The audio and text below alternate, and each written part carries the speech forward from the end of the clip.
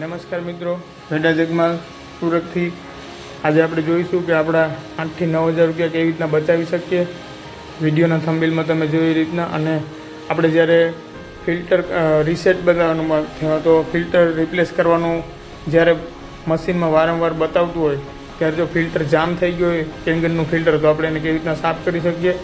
તેમજ ક્યારેક ભૂલથી આપણે ડીપ ક્લિનિંગ કરતા હોય ત્યારે જો ફિલ્ટર અંદર રહી જાય અને સાઇટ્રિક એસિડ અંદર ફિલ્ટરમાં આવી જાય અને પ્રોપર્ટી બરાબર ના આવતી હોય ત્યારે બી આપણે ફિલ્ટર કેવી રીતના સાફ કરી શકીએ, કેવી રીતના ક્લીન કરી શકીએ એનો આખો વિડીયો છે. તો ધ્યાનથી જોજો, આખો વિડીયો જોજો. તો મિત્રો આપણે આ DGT Z09 નંબરનું ફિલ્ટર છે, આપણે એને ક્લીન કરવાનું છે.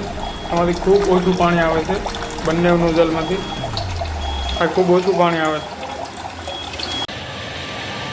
તો મિત્રો આપણે જોઈએ છે એ રીતના કે કેવી રીતના ફિલ્ટર ક્લીન કરવાનું. તો આ ફિલ્ટર છે આપણે જે ફિલ્ટરનું ઇન છે, તો પહેલાં ફિલ્ટરના આઉટમાંથી આપણે કરશું, કેમ કે ઇનમાંથી જે કચરું અહીંયા અંદર જે જામેલું હશે એને કાઢવા માટે આપણે છે ને જે આઉટ ફિલ્ટરનું આઉટ છે પહેલાં એમાં આપણે ખડી નાખીશું અને આ જે પાણી છે એની અંદર જ આપણે પાછું રિટર્ન જવા દઈશું.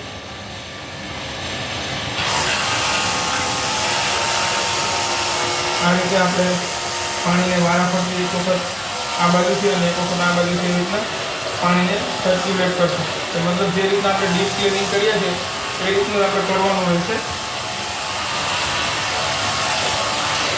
એટલે જેટલું બી કચરું હશે ને એ બહાર આવી જશે પાણીમાં.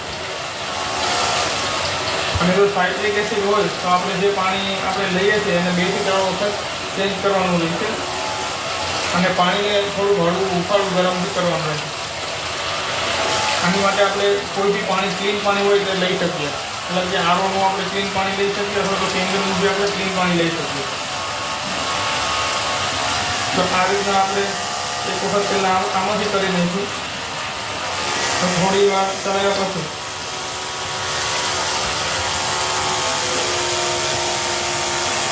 આપણે કેંગરના ઇનમાં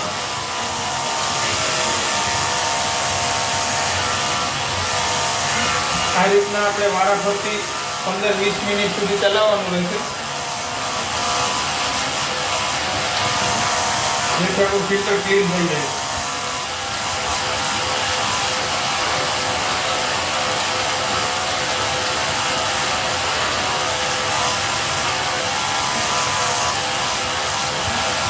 વિડીયોની અંદર કંઈ પણ ના સમજાય તો નીચે તમને મારા નંબર આપેલા છે, એ નંબર પર કોલ કરીને તમે વધારે માહિતી લઈ શકો છો. તો થેન્ક યુ.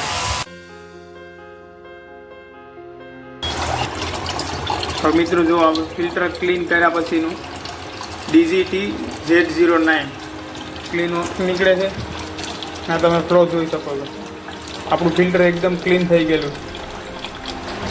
બંને નોઝલમાંથી બરાબર ફ્લો આવે, મતલબ આપણું ફિલ્ટર એકદમ ક્લીન થઈ ગયું છે. થેન્ક યુ મિત્રો.